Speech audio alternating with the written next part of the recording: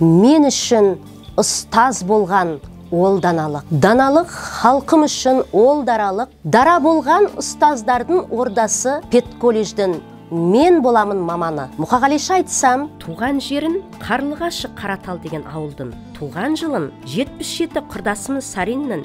Жынысың кім? Әйелмін ғой, әйелмін, және дағы анамын. Білімінше жоғары. Ана тілін қазақша, мамандығын мен ұстазбын ізін басқан әкемнің. Ұстанымын білімді ету ұрпақты, ізгі ету қоғамды.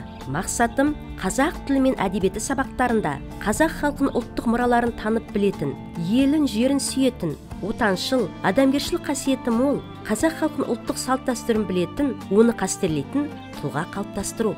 Қоғамның қозғаушы күшінің бір тетігі болу да менің азаматтық парызымның бірі деп есептеймін. Менің бұл азаматтық қажеттілігім колледждегі KZ жобасы арқылы көрініс тауып отыр.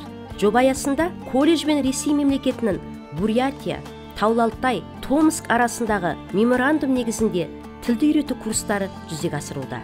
Мемлекеттік тілді насихаттау бағыты бойынша Ресей Федерациясының Қарасуық қаласында Сила искусства фестиваліне қатыстық.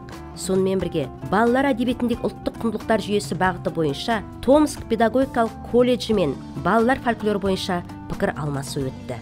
Жобаның оқуға құштар бала бағыты бойынша облыстық балалар кітапханасында өткен шара жас оқырмандар үшін ерекше қызықты болды. Өскелең ұрпақты тәрбиелеуде ата-ананың рөлі маңызды екені сөзсіз. Сол бағытта Сенім болашақ республикалық қоғамдық бірлестігінің Павлодар облыстық филиалымен бірлесіп, қазақ тілін игерту туралы ата-аналарға арналған жұмыстарды жүргізу қолға алынды.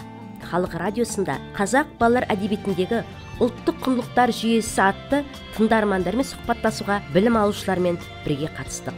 Баршаға қолжетімді білім бағыты бойынша Павлодар қаласының мемлекеттік тілде оқымайтын нөмір 7 арнайы мектеп-интернат оқушыларына қазақ тілін игерту сабақтары өткізіледі.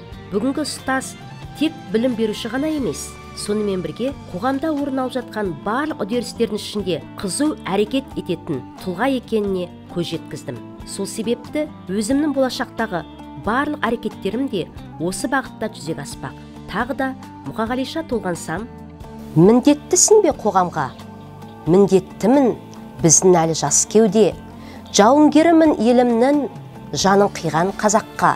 Туған жерін Қазақстан. Қазақстан, қазақ халқы деп соққан, жүрегім бар кеудемде. Қалам, қағаз, уақыт бер тек аздаған, мен елімді мақтан етіп жырлаған.